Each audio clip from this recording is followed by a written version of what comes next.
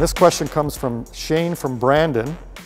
In my opinion, Kari Price is your greatest pick. How on earth did you decide on number 31? Next to Crosby, he was the pick of the draft. You know what? We had a list of players at that time. Going into that draft, it was during a lockout year. So the entire NHL was were lottery picks. I guess luckily we ended up with the 5th overall pick, which was a bit of a nail biter. We had players that we thought would be blue chip or franchise potential NHLers, and Kari Price was one of them. Luckily, when it came our pick, he was still there, but it was a difficult decision to make at the time for our group, and I have to commend Bob Gainey for stepping up and letting us make that pick. You know, at the time we had Jose Theodore and Garon in the system, so to pick a goalie, you have to have you couldn't just look at the close future. You had to project and look down the road. And luckily for us, we selected Kari where we did, and we all know what happened since then. Now we move on to the second question of the day, and it's from Jeremy. Do you think that letting European prospects develop overseas rather than the AHL is a good thing or a bad thing? That's on an individual basis. What's good for one player isn't necessarily good for the other player. We believe in our development system in the American Hockey League and the junior system over here, as well as the way the Europeans run things. We've had success with Lekkonen over playing in Frölunda. They have a really good development system there, especially their off-ice training. And he's a special case that happened for us. And I can't say that'll never happen again with other prospects. But again, it's on an individual player basis. Now we move on to the third question, and that's from Anthony Brayall. How is Martin Riwe doing? That's an excellent question. I was asking that myself today. Martin is back home in Slovakia. He's recovering from a major health problem that he's had, and he's on meds right now, and he's back training, and we're hopeful that he will be in good enough condition and more so that he's healthy enough to live his life normally and to eventually come off his meds and to be able to be here for our rookie camp and rookie tournament coming up in September, where hopefully you fans will be able to get another look at him. Now we move on to the fourth question, and that comes from Corey. Do you think Joni Ikonen is going to be a stud? Well, we're not into drafting racehorses here, Corey, but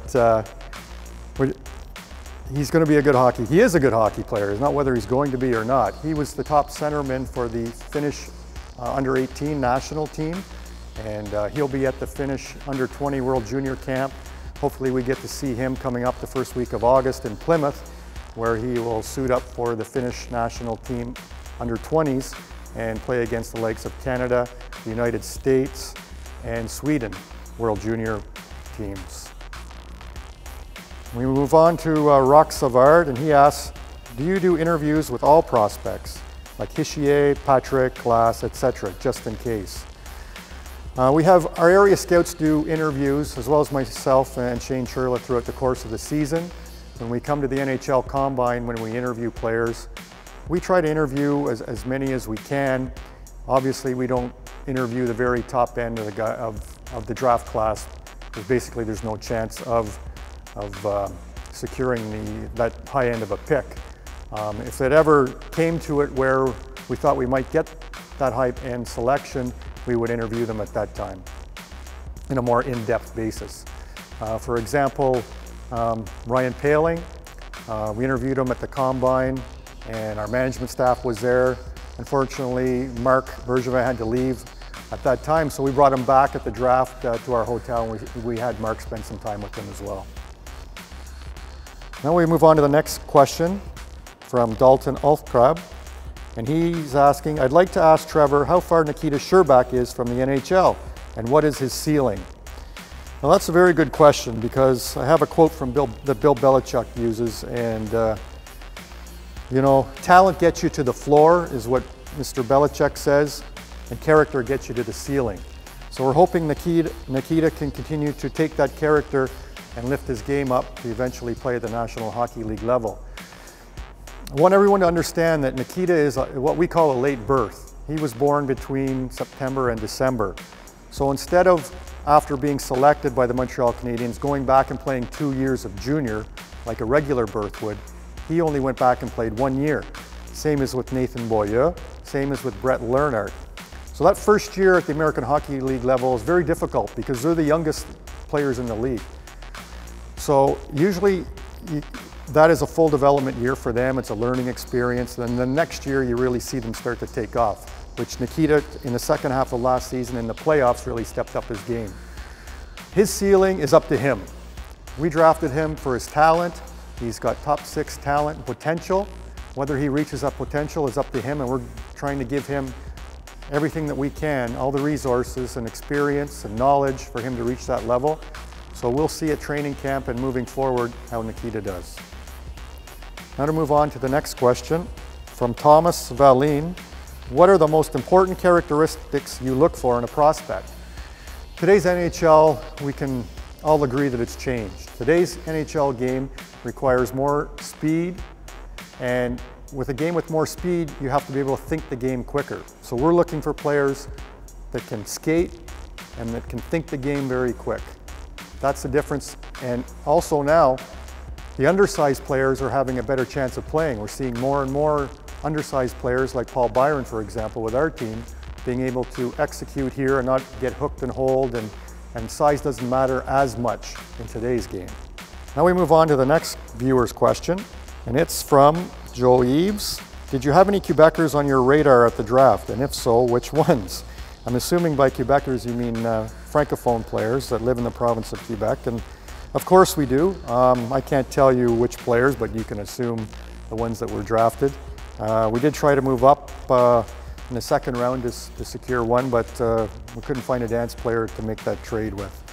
We put a lot of emphasis in getting Francophones as high on our list as we can, you know, without jeopardizing our draft board with players that have more of a floor with talent and ceiling with their character. Moving on to the next question. Ask Trevor the greatest strength to look for in a defenseman. That's another good question. That relates to one of the questions I just answered, and that is skating. Nowadays, the D-men, they have to get back, they have to pivot and get back and retrieve pucks as quick as they can and try to give themselves enough time and space to move pucks quickly up the ice. So you need defensemen that can really skate. Skating's got to be is the top asset now. And again, to be able to think quick under pressure and to have good vision, to see the play up the ice and developing play. Coaches nowadays, they want players, the D-men, to get back, get pucks, and move it up ice as quickly as possible and initiate that transition game. We move on now to the next question. Ask Trevor, who's the best player you drafted and the best player you didn't draft but could have? The best player obviously has to be one of the best goaltenders in the draft, and that's Kari Price. But I just want to point out too, we drafted Jaro Halak in the 9th round of the NHL draft, and he was a heck of a goalie for the Habs as well. If we move on to the next question, Brian Curley asks Trevor, how are you liking the development of Jake Evans, and what do you think he projects as? Good question, because Jake's here at our development camp, and he only gets to come to our summer development camps because he plays college hockey at the NCAA level. He plays for Notre Dame, and he'll be going back this year as a senior. I imagine he'll be the captain. What I like about Jake's game is that he's a real cerebral player. He really thinks the game well, has high-end hockey sense, and is a strong playmaker. Jake's got to continue to work on his explosiveness and quickness, and he's in the right place to do that. Hopefully next year we will see him in a Montreal Canadiens uniform. Moving on to the next question from Random ADHD Thoughts. Ask Trevor, how does the 2018 draft class compare to the 2017? It's a difficult comparison to make. We'll have to get through the season next year and see how these young players that we saw as underagers this year, how much they develop and what their ceilings are going to be. It's difficult to compare draft classes until 5, 6, 7 years down the road when you see where those players end up, whether they make the NHL, they're minor league players, or they never play a game of pro. Now we move on to Reeves Matheson. How much can you bench? It's not how much you can bench, it's the quality of reps that you do. Don't forget that. Once in my life, I did do 500 pounds. That's a long, long, long time ago. Thank you.